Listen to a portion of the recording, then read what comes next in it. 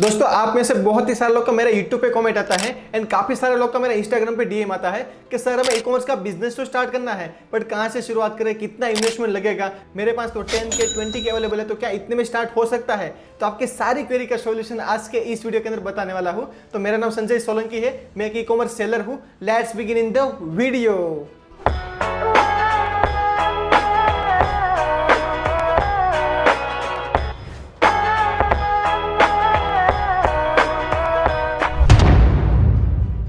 दोस्तों इस वीडियो के अंदर हम पूरा स्टेप बाय स्टेप चलने वाले हैं कि डॉक्यूमेंट का कितना चार्ज लगेगा, प्रोडक्ट का कितना लगेगा एंड मोस्ट इंपोर्टेंटली जो पेमेंट साइकिल होता है, कोई भी जो मार्केट प्लेसेस होता है, अमेजॉन, फ्लिपकार्ट, मीशो, कोई भी जो मार्केट प्लेस होता है उसका पेमेंट साइकिल रहता है, तो उसके बेस पे भी सारा हम समझने वाले हैं कि कितना इन्वेस्टमेंट हमें लगेगा। तो मैं आपको सीधा ही लेकर चलता हूँ मेरी लैपटॉप की स्क्रीन पर। तो जैसे कि आप यहाँ पे देख पा रहे हो, इन्वेस्टमेंट इन ई कॉमर्स बिजनेस। तो सबसे पहले अपने देखते हैं यहाँ पे कौन से डॉक्यूमेंट ऐसे हैं जो हमको कंपलसरी लेने पड़ेंगे अगर हम ई कॉमर्स का बिजनेस करना चाहते हैं, तो हमको कंपलसरी लेना पड़ेगा। लाइक तो यहाँ पे क्या हो गया, सबसे पहले जीएसटी हो गया, दूसरा हो गया पैन कार्ड हो गया, बैंक अकाउंट हो गया। अब पैन कार्ड तो क्या हमारे पास अवेलेबल रहेगा, अगर हम प्रोप्राइटरशिप कंपनी की बात करें तो पैन कार्ड क्या हमारे पास अवेलेबल रहेगा, तो इसका इन्वेस्टमेंट यहाँ पे जीरो हो गया। दूसरा क्या हो गया, बैंक अकाउंट हो गया। तो बैंक अकाउंट खुलवाने का मतलब ऐसे कोई चार्ज नहीं होता, मिनिमम बैलेंस हमें रखना पड़ता है, पर बैंक अकाउंट ओपन करवाने का जनरली कोई चार्ज नहीं होता है, तो उसका इन्वेस्टमेंट भी जीरो हो गया। यहाँ पे हमको जीएसटी नंबर लेना पड़ेगा, तो जीएसटी नंबर लेने का यहाँ पे हम चार्जेस गिनते हो कितने, 1000 रुपीज के अंदर हमको जीएसटी नंबर मिल जाएगा। वैसे गवर्नमेंट को तो हम फ्री में अप्लाई कर सकते हैं, गवर्नमेंट को जो हमें अप्लाई करना होता है वो तो फ्री के अंदर ही हो जाएगा, बट हम कोई सीए के थ्रू या तो कोई एजेंट के थ्रू करवाते हैं, तो यहाँ पे हम गिन लेते हैं अप्रोक्सीमेटली 1000 रुपीज का चार्जेस हमें लगता है जीएसटी नंबर लेने के लिए। यहाँ पे और एक चीज हमको समझनी पड़ेगी, एड्रेस प्रूफ। अगर आपके पास खुद की पेज अवेलेबल है तो अच्छी बात है, कॉमर्शियल पेज अवेलेबल है तो अच्छी बात है। अदरवाइज आपका जो रेसिडेंशियल एड्रेस होता है वहां से भी आप जीएसटी अप्लाई कर सकते हो। रेसिडेंशियल एड्रेस से थोड़ा बहुत इश्यू आता है, तो यहाँ पे जो प्रॉपर्टी होती है, मतलब रेसिडेंशियल या तो कॉमर्शियल जो पेज का हम यूज करने वाला है उसको यहाँ पे हम कंसीडर नहीं करते हैं, क्योंकि स्टार्टिंग लेवल पे हमको खुद की जो प्रॉपर्टी होती है रेसिडेंशियल या तो कॉमर्शियल उसी को हम यूज करके चलने वाले हैं, तो यहाँ पे उसको कंसीडर कर देते हैं। तो यहाँ पे कितना इन्वेस्टमेंट हो गया, 1000 का डॉक्यूमेंट के अंदर। दोस्तों वीडियो में आगे बढ़े उससे पहले अपनी जो सेलर कम्युनिटी है यानी कि आप और मैं, उसको सपोर्ट करने के लिए स्पेशली मैंने एक वीडियो सीरीज बनाया है 50 डेज ऑफ ऑनलाइन बिजनेस। उसके अंदर मैं डेली का लॉन्ग वीडियो अपलोड करता हूं, ट्रिक, स्ट्रेटेजी एंड एग्जीक्यूशन कि ऑनलाइन बिजनेस को कैसे एग्जीक्यूट करना है, उसका पूरा इन्फॉर्मेशन मैं आपको यहां पे देता हूं। तो मेरे चैनल को सब्सक्राइब करना मत भूलना। अभी वीडियो के अंदर अपने आगे बढ़ते हैं। दूसरे यहाँ पे जो कंपलसरी जैसा है वो है ट्रेडमार्क। लाइक इतना कंपलसरी नहीं है, मतलब स्टार्ट करने के लिए चाहिए ऐसा नहीं है, बट ट्रेडमार्क लेके आप स्टार्ट करो तो ज्यादा बेनिफिट करेगा आपको इन फ्यूचर। जैसे आप ब्रांड मतलब बड़ी होती जाएंगी उसके बाद तो आपको लेना ही पड़ेगा ट्रेडमार्क। अगर स्टार्टिंग से हम गिन ले तो भी कितना होता है यहाँ पे ट्रेडमार्क का इन्वेस्टमेंट 6500 to 7000 अप्रोक्सीमेटली ट्रेडमार्क का यहाँ पे इन्वेस्टमेंट हो जाएगा। उसके बाद दूसरा अपने देखते हैं प्रोडक्ट के रिगार्डिंग के प्रोडक्ट के अंदर में कितना इन्वेस्टमेंट करना पड़ेगा। देखो यहाँ पे प्रोडक्ट के अंदर तो क्या होगा, मतलब मिनिमम कितने तो 4000 5000 उसके अंदर भी स्टार्ट हो सकता है, एंड प्रोडक्ट के अंदर लाखों रुपीस का इन्वेस्टमेंट भी कम पड़ सकता है, lakh rupees, 2 lakh rupees, 5 lakh rupees, 10 lakh rupees जैसी प्रोडक्ट। अब सपोज मतलब मुझे कोई लैपटॉप सेल करना है, अब अच्छी अमाउंट का जो लैपटॉप आएगा मतलब 50,000 का, 60,000 का तो सिंगल पीस आएगा, तो वहाँ पे मुझे बहुत ही ज्यादा इन्वेस्टमेंट लगने वाला है। बट यहाँ पे अपने एक स्टार्टर सिनेरियो, एक जो न्यू पर्सन होता है उसके हिसाब से पूरा कैलकुलेट करके चलते हैं कि सपोज मतलब कोई ऐसी प्रोडक्ट है जो आपकी जो परचेसिंग प्राइस कितनी है 200 रुपीज के, 200 रुपीज के अंदर आप कोई प्रोडक्ट को परचेस कर रहे हो। यहाँ पे जो प्रोडक्ट की जो सेलिंग प्राइस होती है उसकी बात हम नहीं कर रहे, प्रोडक्ट की जो परचेसिंग प्राइस होती है उसकी हम बात करें। तो कोई ऐसी प्रोडक्ट है जो 200 रुपीज के अंदर आती है, उसको हम सेल आउट करना चाहते हैं, एंड इनिशियली हम कितनी क्वांटिटी परचेस करते हैं, 30 क्वांटिटी अगर हम परचेस करते हैं तो अपना इनिशियल इन्वेस्टमेंट कितना हो गया, 6000 का अपना इनिशियल इन्वेस्टमेंट हो गया। थोड़ा बहुत यहाँ पे हमें पैकेजिंग मटेरियल पे इन्वेस्टमेंट करना पड़ेगा, अमेजॉन है तो उसका बैग परचेस करना पड़ेगा, अगर फ्लिपकार्ट पर हम सेल करें तो उसका जो बैग आता है, पैकेट आता है, वो बॉक्सेस आता है, वो हमें परचेस करना पड़ेगा। तो यहाँ पे अपने कंसिडर कर लेते हैं 1000 रुपीज हम किस पे इन्वेस्ट करते हैं, पैकेजिंग मटेरियल पे।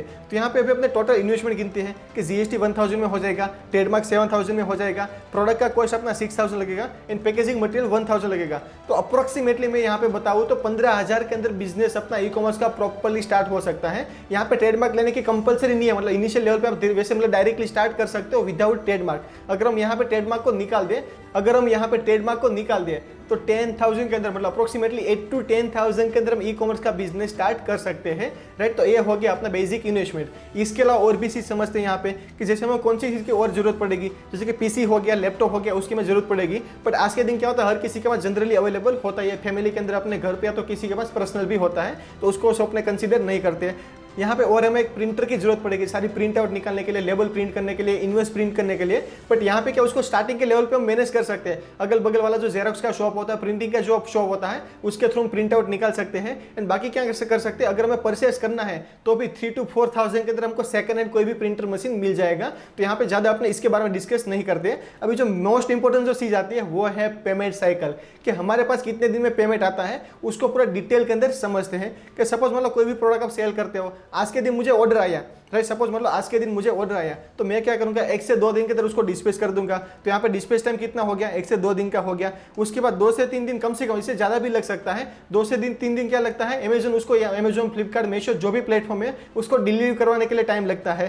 कोई भी मार्केट प्लेसेस होता है उसका क्या रिटर्न पॉलिसी होता है कि 5 डेज, 7 डेज का, 10 डेज के अंदर आप वो प्रोडक्ट को रिटर्न करवा सकते हो। तो यहाँ पे अपने 10 डेज का रिटर्न पॉलिसी गिनते हैं। एंड पेमेंट साइकिल यहाँ पे 7 डेज का, मतलब इसका तो वीकली पेमेंट साइकिल होता है, अमेजन हो गया, फ्लिपकार्ट हो गया, 7 डेज के बाद मतलब कि अपना यहाँ पे वीकली पेमेंट साइकिल है। तो इसको यहाँ पे अपने कंसीडर करते हैं। तो यहाँ पे देखते हैं तो टोटल डेज कितना, अप्रोक्सीमेटली 20 to 22 डेज, राइट। इसका मीनिंग क्या हुआ कि सपोज मतलब आज के दिन अगर मुझे कोई भी ऑर्डर आता है तो उसका पेमेंट मुझे कितने डेज के बाद मिलेगा।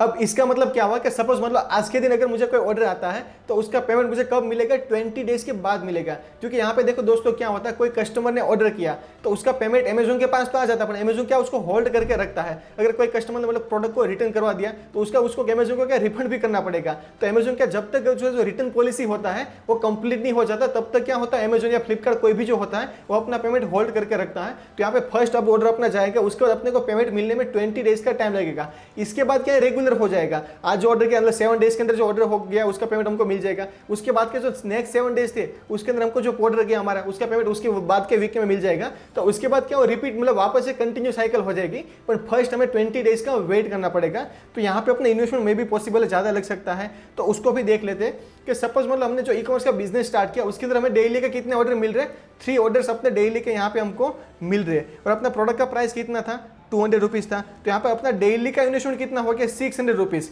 डेली के 3 ऑर्डर आ रहे, 200 रुपीज उसका प्राइस था। तो यहाँ पे 600 रुपीज अपना लग क्या हो गया, डेली का इन्वेस्टमेंट हो गया।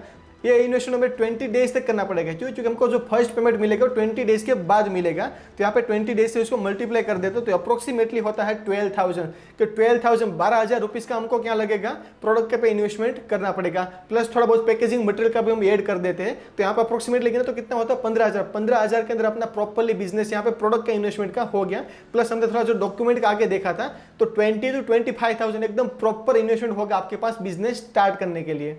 एंड दूसरा भी यहाँ पे मैं आपको और एक इन्वेस्टमेंट बता दूं, वो हो गया एड्स का। कोई भी अमेजन पे, फ्लिपकार्ट पे आप एड्स रन करवाते हो, बट उसके अंदर क्या होगा, डायरेक्टली हमको पैसा पे ही नहीं करना पड़ेगा। अपना जो ऑर्डर सेल्स हो रहा है उसका जो पैसा बच रहा है उसमें से माइनस हो जाएगा। सपोज मतलब हमने डेली का 100 रुपीज या 200 रुपीज हम स्पेंड कर रहे हैं एड्स पे, तो वो क्या हो जाएगा, अपना जो डेली का सेल्स होता जा रहा है उसमें से वो क्या होता जाएगा, माइनस हो जाएगा। उसके बाद जितना अमाउंट अब बचेगा अमेजन के पास है तो फ्लिपकार्ट के पास, वो वीकली बेस पे हमको अमेजन या फ्लिपकार्ट हमको ट्रांसफर कर देगा। तो यहाँ पे सिस्टम होता है, एड्स पर भी हमें पेमेंट करना पड़ेगा, पर वो क्या होता है मतलब डायरेक्टली स्पेंड नहीं करना पड़ेगा, इनडायरेक्टली वो वहां पे स्पेंड हो जाएगा।